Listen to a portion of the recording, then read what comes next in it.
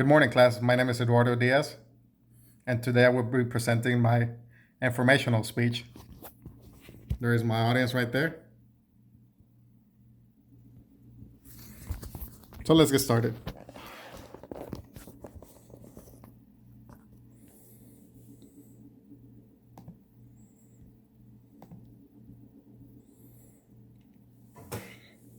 Hey, class, let's learn about Asian culture, especially the great country of South Korea. My three main topics for the speech will be South Korean food, South Korean customs and courtesies, and finally the U.S. military presence in South Korea and the interaction with the local nationals. Why did I choose this topic? Is because being in the military, I actually got to serve in South Korea for 2 years from 2016 to 2018. And I came to really enjoy the culture, the country, and just the history of it.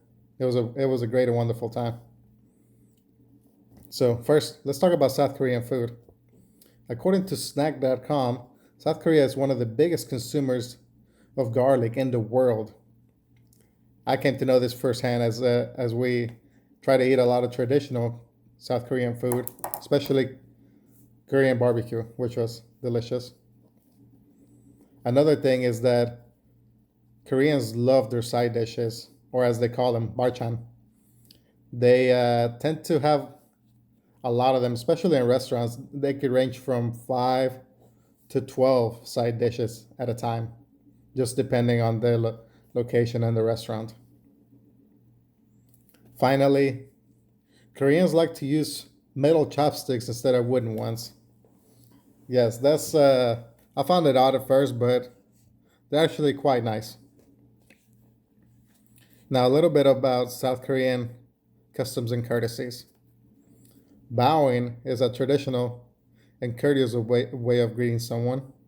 This is just a slight bow. It doesn't have to be exaggerated or anything like that.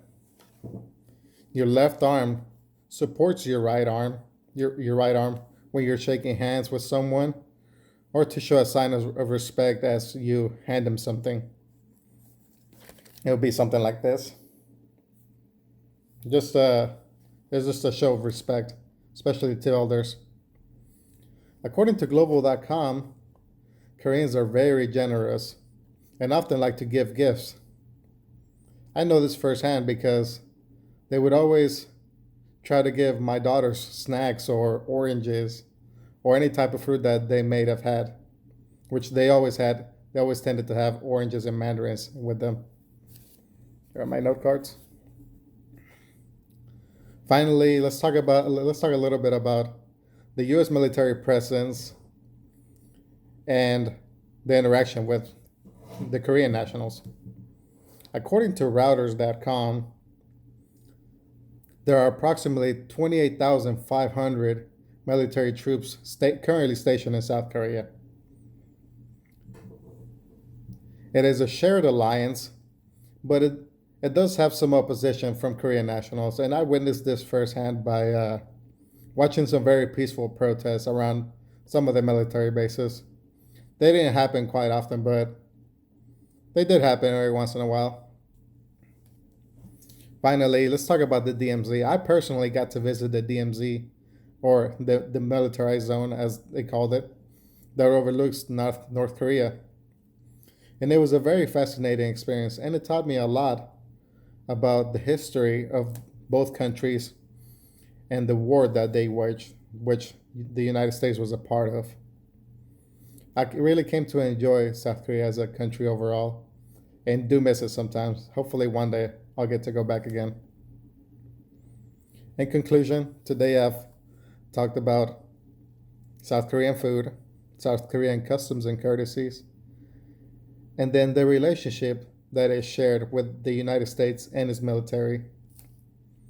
I hope that one day you guys may get to visit Southeast Asia, or especially South Korea. They are they are very great people, and I'm sure you will have a great time. Thank you for your time. Stay in school, kids.